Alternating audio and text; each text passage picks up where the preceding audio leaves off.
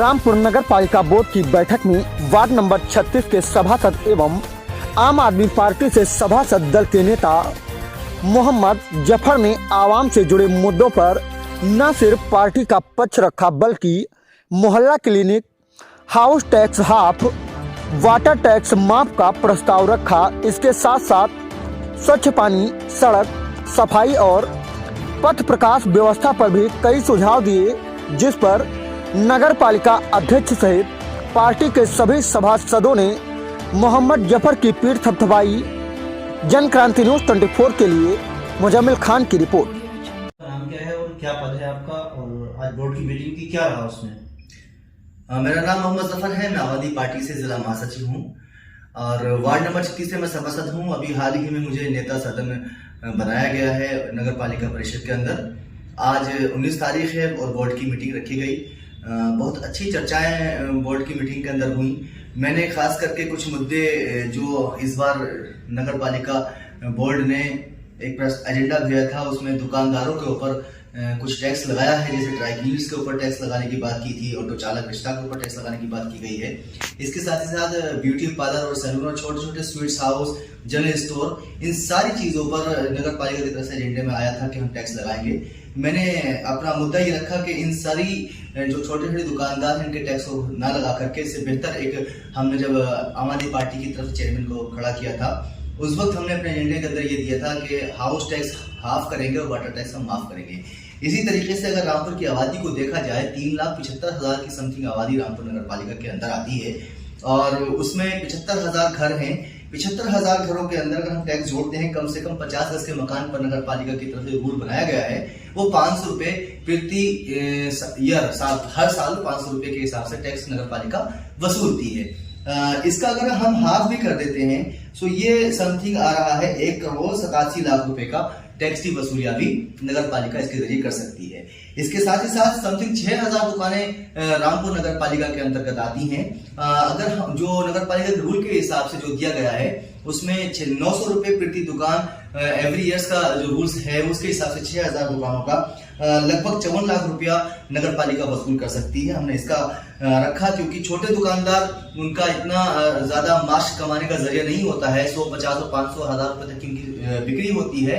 उसके बीच में वो अगर टैक्स भी देंगे तो कहीं ना कहीं ये गलत होगा। हमने इसको सुझाव में रखा है। साथ ही साथ हमने ये कहा है कि आप हॉस्पिटल्स हैं, लेबोरेटरीज हैं या शराब की दुकानें हैं, उन पर टैक्स बढ़ाइए, तंबाकू पर टैक्स बढ़ाइए। इन सब दुकानों पर हमने टैक्स लगाने की बात रखी है। इसके अलावा हमने मुबारकबाद दी है कि चेयरमैन साहिब ने जिस तरीके से बवनपुरी स्टेडियम के सामने जो कूड़े का पहाड़ हुआ करता था और उन्होंने जीतने के फौर ही बाद एक डिस्पोजल प्लांट लगाया, उसको आज वो पहाड़ एक तब्दील कर दिया गया है, खत्म हो चुका है, वहां से प्लान हो चुका है। इसी तरीके से एक और हमने गुजारिश की है कि तोफखाना के पास हजरतपुर एक गांव है, वहां पर कूड़े का पहाड़ बहुत बड़ा है और जब बारिश का मौसम आता है उस वक्त नगर पालिका के ट्रॉली और ट्रैक्टर्स वगैरह जितने भी जो साधन हैं उस कूड़े को के ढेर तक नहीं पहुंच पाते और आसपास में गिराकर चले जाते हैं। उसके बीच में कुछ शरारती तत्व ऐसे होते हैं जो आग लगा देते हैं उस कूड़े के अंदर, जिससे कि वहां रहने वाले लोगों को बड़ी दिक्कतों का सामना करना पड़ता है, बीमारियां पनप रही हैं। एक प्लांट वहां भी लगाया जाए, उसको डिस्पोजल किया जाए, सारे कूड़े को वहां से खत्म कर दिया जाए।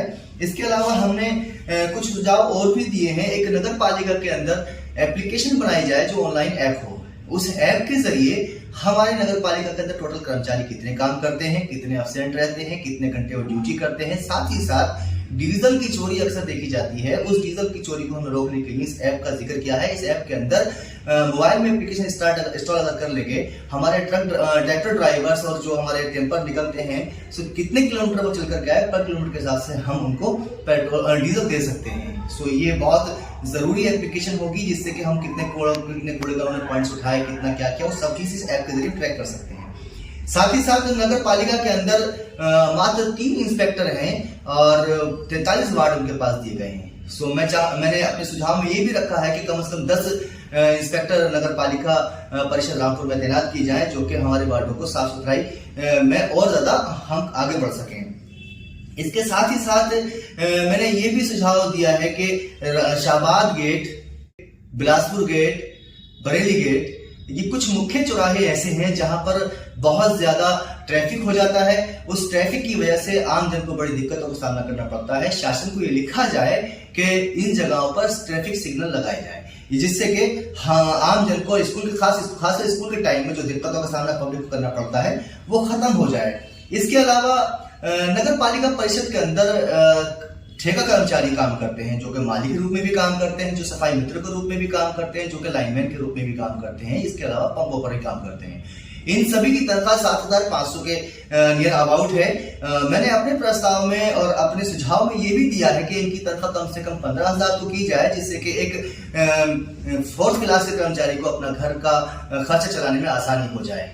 इसके पंडाल के खर्चे इसके अंदर आए थे, जो कहीं ना कहीं आम पब्लिक का नुकसान है, क्योंकि ये पब्लिक से टैक्स वसूलने के बाद हम लोग इस तरह से खर्चा करेंगे तो नुकसानदायक होगा। उसके लिए हमने अपना सुझाव ये भी दिया है कि टेंट अपना ही खरीदा जाए, शामियाने, पर्दे, जो XYZ जितने भी इसकी रिक्वायर्ड है पंडाल की, वो आपके पास अपना होना चाहिए, जिससे कि हम आम जन के खर्चों पर जो जेब पर जो लोड पड़ता है पब्लिक के टैक्स के पैसे से, वो उसका बेफजूल खर्ची से हम रोक सकें।